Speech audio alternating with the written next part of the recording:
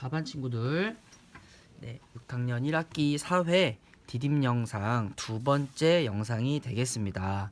지난 시간에는 우리가 두 번의 전쟁, 임진왜란과 병자호란을 극복하기 위해서 백성들과 나라가 어떤 노력을 했었는지 한번 알아봤었는데요.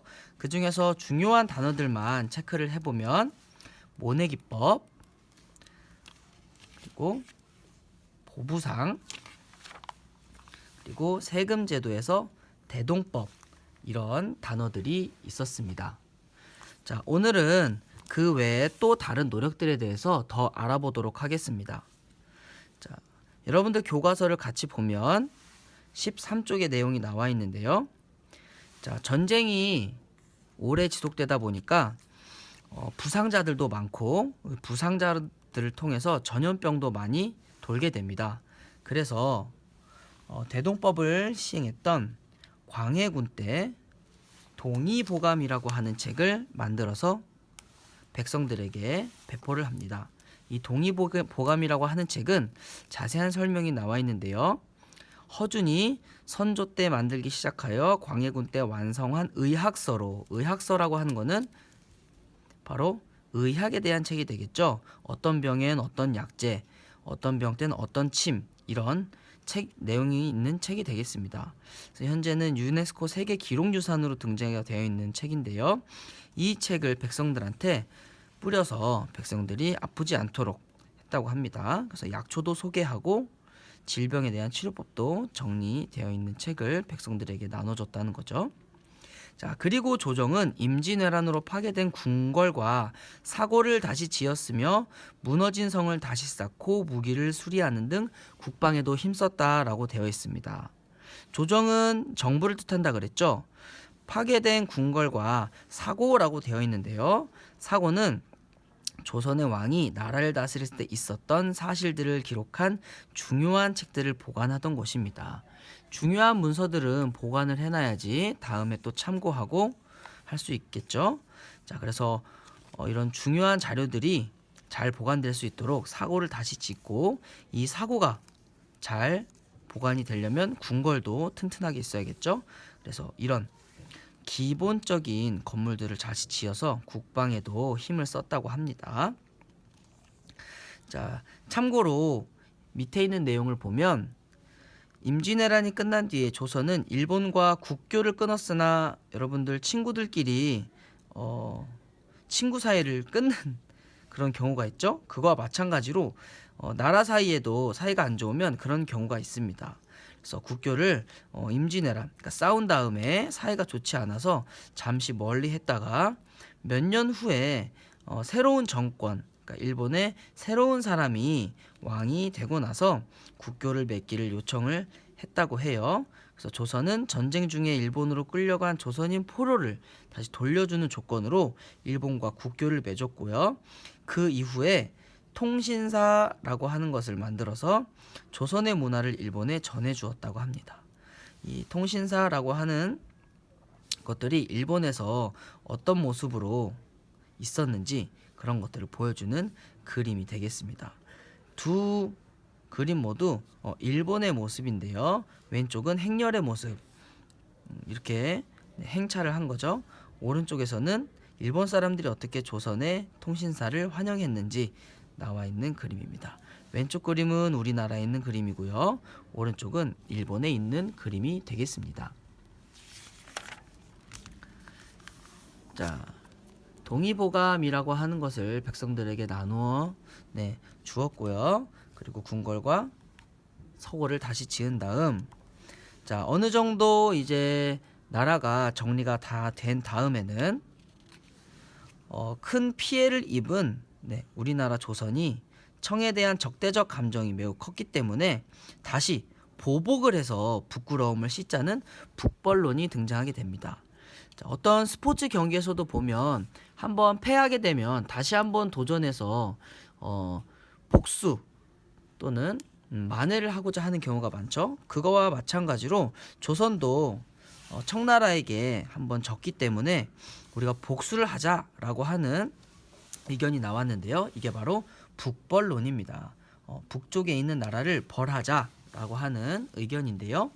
자, 병자호란 이후에 청나라의 인질로 잡혀갔다가 돌아와서 왕위에 오른 왕의 이름이 바로 효종입니다. 네. 이 효종은 북벌을 준비했다고 합니다. 송시열이라고 하는 신하들과 함께 군사력을 기르고 성과 무기를 정비했다고 합니다. 자, 송시열이라고 하는 분은 왼쪽에 나와 있는 요 초상화의 분이 되겠고요. 그때 군사력을 기르고 성과 무기를 정비하기 위해서 지은 곳이 바로 밑에 있는 강화도 초지진입니다. 지금 인천 옆에, 그러니까 서해 바다가 되겠죠. 중국 쪽에 있는 강화도에 이 초지진이라고 하는 것을 지어서 그쪽 바다를 방어하기 위해 노력을 했다고 합니다. 자, 북벌론이 나와서 청나라를 공격하고자 했지만, 자, 그러나 실제로 중국 대륙을 장악한 뒤에 청나라가 국력이 더욱 강해졌습니다. 그래서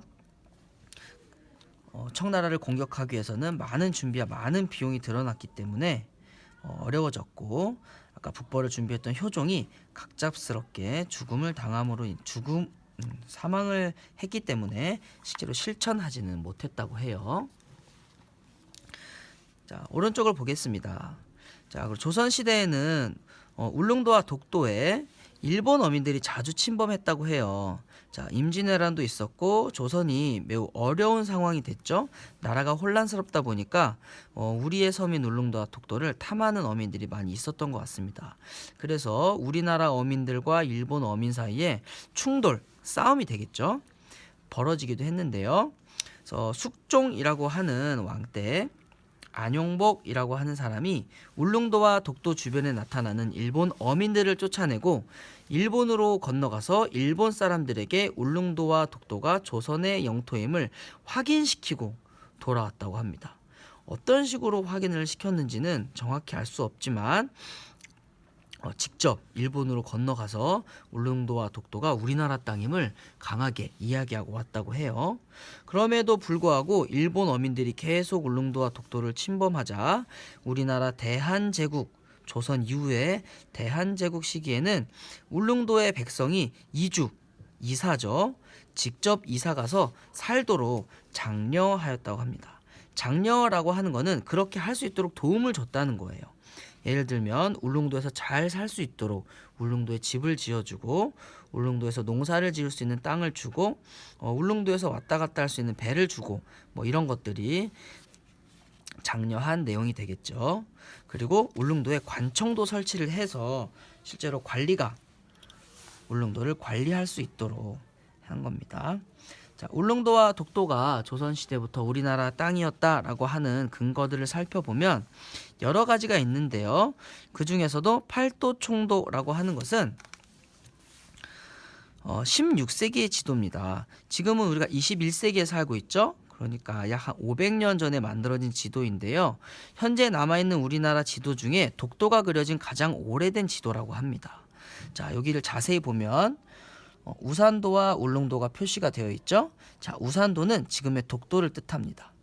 근데 실제와는 달리 울릉도 서쪽에 그려져 있다고 해요. 그리고 동국 대지도라고 하는 것을 또 살펴보면 18세기의 지도입니다. 지금으로부터 약 한 300여 년 전에 만들어진 지도인데요. 여기는 울릉도와 우산도가 정확하게 좌측 우측에 위치해서 표시가 되어 있다고 합니다. 자, 이런 것들이 있기 때문에 울릉도와 독도는 우리나라 땅이다 라고 하는 것들 여러분들이 잘 알고 다른 사람들에게도 설명을 해줄 수 있으면 좋을 것 같습니다. 자, 오늘은 영상이 2개여서 조금 빨리 설명을 했는데요. 자, 작은 1단원에서 배운 것은 결국 2번의 전쟁을 극복하기 위해서 우리나라 사람들, 조선 사람들이죠. 그리고 조선 정부 어떤 일들을 했었는가 그것에 대해서 공부를 했었습니다. 자, 그러면 여러분들 선생님이 설명한 내용을 스마일 공책에 잘 정리를 해서 내일 친구들과 만나서 또 서로 의견 나누면서 즐겁게 공부해 보도록 하겠습니다.